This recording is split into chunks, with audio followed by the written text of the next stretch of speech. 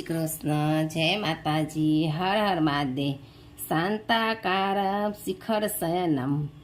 આજે હું તમને આ શ્લોક વિશે કહીશ.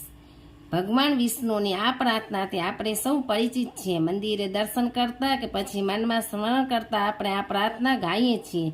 શાંતાકારમ ભુજગ શયનમ પદ્મનાભ સુરેશમ વિશ્વાધારમ ગગસુદર્શમ મેઘવર્ણ સુભાગ્નમ લક્ષ્મીકાંતમ કમલનયનમ યોગીભીર્ધાનજ્ઞનયનમ વંદે વિષ્ણુ ભવભયહરણમ સર્વલોકૈકનાથમ.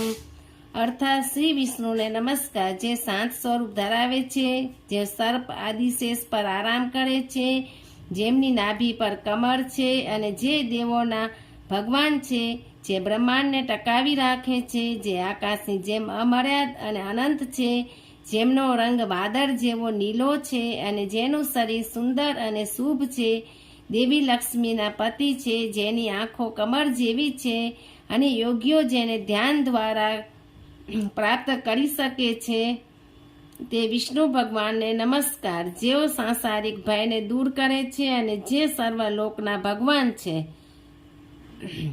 આજે શ્રાવણ માસના પવિત્ર મહિનામાં આજ લયમાં રચાયેલી પવિત્ર રચના જે તમારામાંથી ઘણા બધા નહીં સાંભળી હોય ત્યાં પ્રસ્તુત કરું છું. આપની અનુકૂળતાએ શિવ મંદિરે અથવા મન મંદિરમાં શિવનું રટણ કરતા આ પ્રાર્થના કરી શકાય.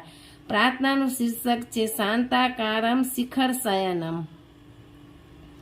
પ્રાર્થનાના શબ્દો કંઈક આ પ્રમાણે છે. શાંતાકારમ શિખર શયનમ નીલકંઠ સુરેશ વિશ્વાધારમ સ્ફટિક સરસ શુભ્રવર્ણ સુભાગમ ગૌરીકાંતમ ત્રિયનયનમ યોગી મિથ્યાનગમ્યમ વંદે શંભુ ભવભયહરણમ સર્વલોકૈકનાથમ.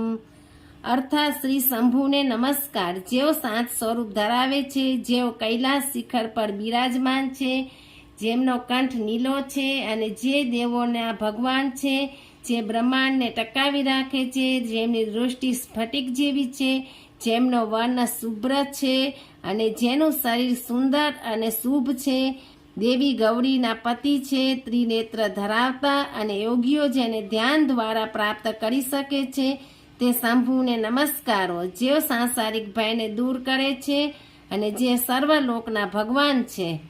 શ્રાવણ મહિનામાં પવિત્ર મહિનામાં ભગવાન શંકર આપણા સૌનું રક્ષણ કરે. હર હર મહાદેવ.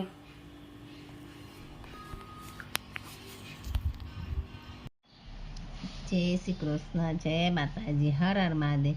તમને એવી જ કથા વાર્તાઓ ધાર્મિક કાંઈ પણ સાંભળવું હોય તો મારી ચેનલને લાઈક કરો, શેર કરો, સબસ્ક્રાઈબ કરો, અને આગળ નવી નવી કંઈ કથાઓ કે સાંભળવી હોય તો કમેન્ટ કરો.